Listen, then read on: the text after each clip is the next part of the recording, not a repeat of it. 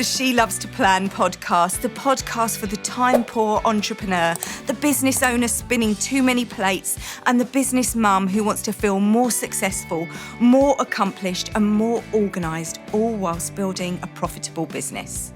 I'm Monique Svensson, founder of Perfect Planner Company and planning enthusiast, and I'm going to be sharing with you my planning hacks, goal-setting strategies, time management tips and tricks, and secrets to success. Every goal needs a plan, and I'm here to help you. Time is the most precious thing we have, and I'm going to show you how to get more of it in your busy life. No more winging it, no more feeling unaccomplished. Let's get planning, let's smash our goals, and let's build the business of our dreams, because she loves to plan.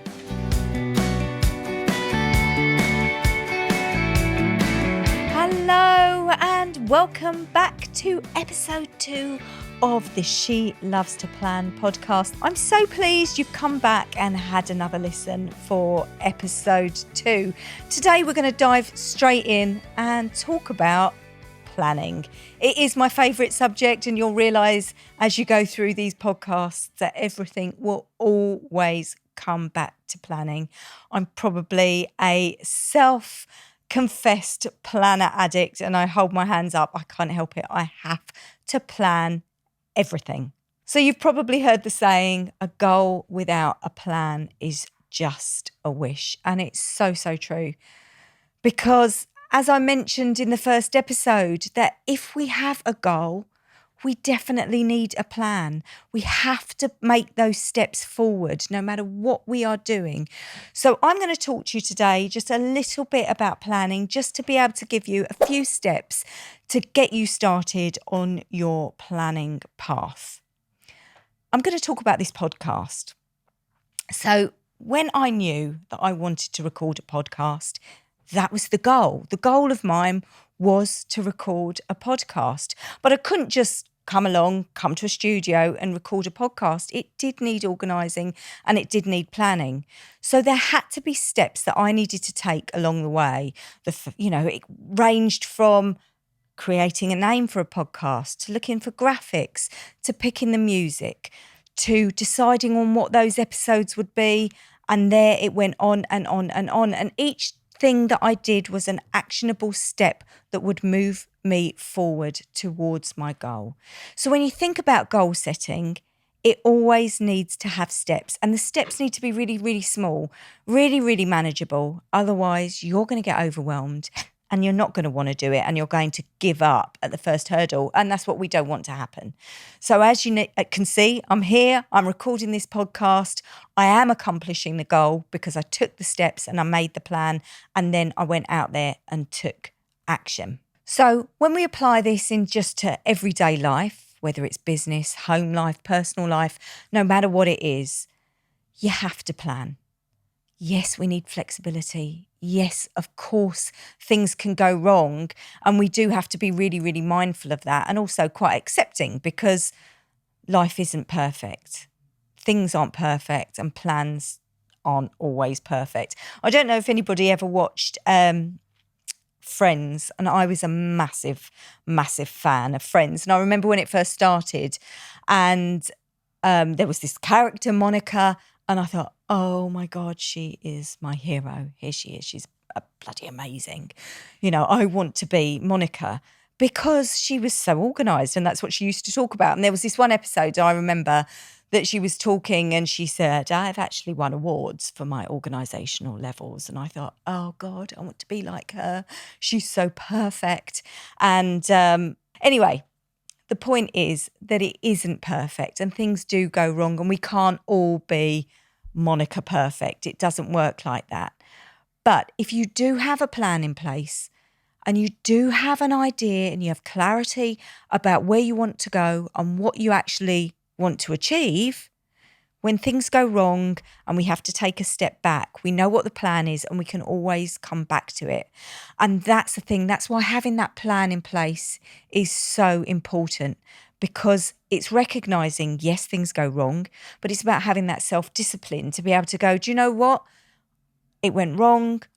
My day hasn't gone according to plan, but that's okay. I'm going to step away from it, but I've got the discipline to be able to come back to it. So that's why we're going to create these plans, and I'm going to show you how. And today we're just going to start really, really small. One thing that I do, and I do it every single day, I do it without fail, is plan my next day. So I always have a look. I've got one of our products that we actually have is a weekly to-do list. And I love it because, it's all laid out there with all the days of the week. And as things come up, I kind of write them down on this to-do list. And you don't have to have, of course, one of our to-do lists. Any piece of paper, a computer, whatever it is that you're using will work for this. But just as things come up, look at it and go, okay, when can I actually do this? And write it in on the necessary day. But what I want you to do every single day is review your plans for the next day, because there's something about going to bed with a clear head, knowing that it's those things aren't weighing on you. You know what it's like? You lie in bed and you're like, oh, I've got to do this. I must remember to do this tomorrow. I must remember to do that tomorrow. I've got to do this. And then you don't sleep because it's all whirring around your head. Then what the knock-on effect of that is that you're tired. The next day you can't think clearly, you're all fuzzy, and the chances are you've forgotten exactly what you had to do anyway, that you lost the sleep for in the first place.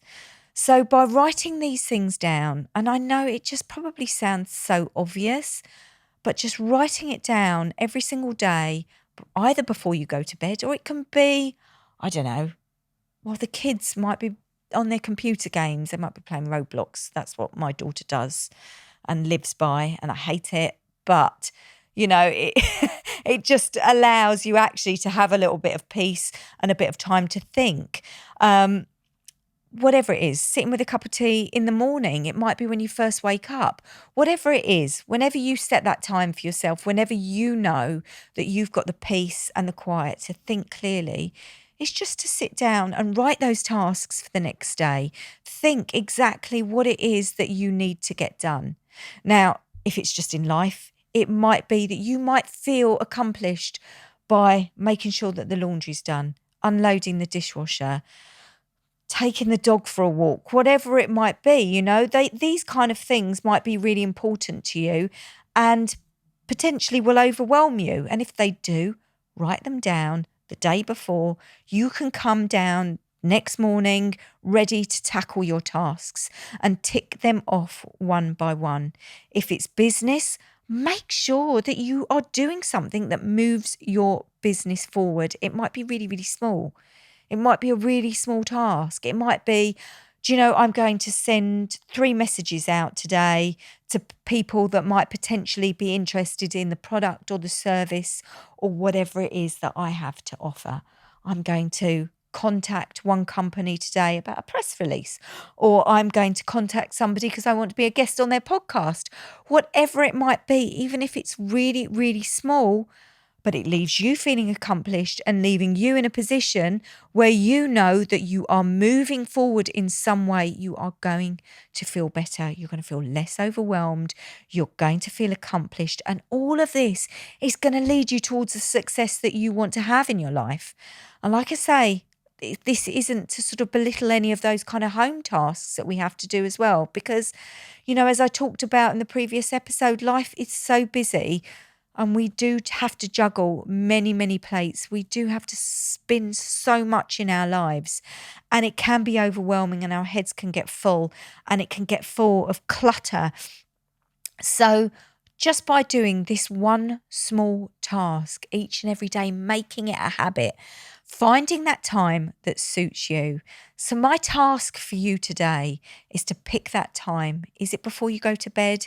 Is it once the kids are down at night? Or is it the first thing in the morning when you wake up, you pour yourself a coffee and you sit and you look at your list for the day and you decide on those things that you are going to do that is going to leave you with that sense of fulfillment, accomplishment, that will leave you feeling at the end of the day satisfied. So thank you for tuning in. Let me know if you do this task. Remember, screenshot this episode. Do put it out on social media. You can follow us over on Instagram. Screenshot you watching if you're watching on YouTube, or listening if you're listening back on iTunes, and tell us if you have actually done this and if it's helped you in some way, because that's what these episodes are about.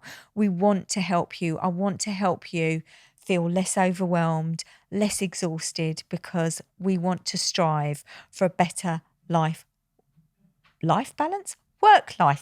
We want to strive for a better work-life balance. That is what it's all about. Thank you for listening to the She Loves to Plan podcast.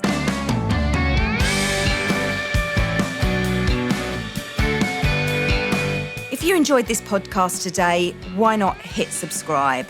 Also, we do give away a product each and every single Monday. All you need to do is take a screenshot of either you watching this or listening to this podcast and share it to Instagram stories. Tag us at perfectplanner.company. Everybody that enters each and every single week will get put into a draw, and on Monday we will announce a winner, and you can win a product of your choice from our Perfect Planner Company store.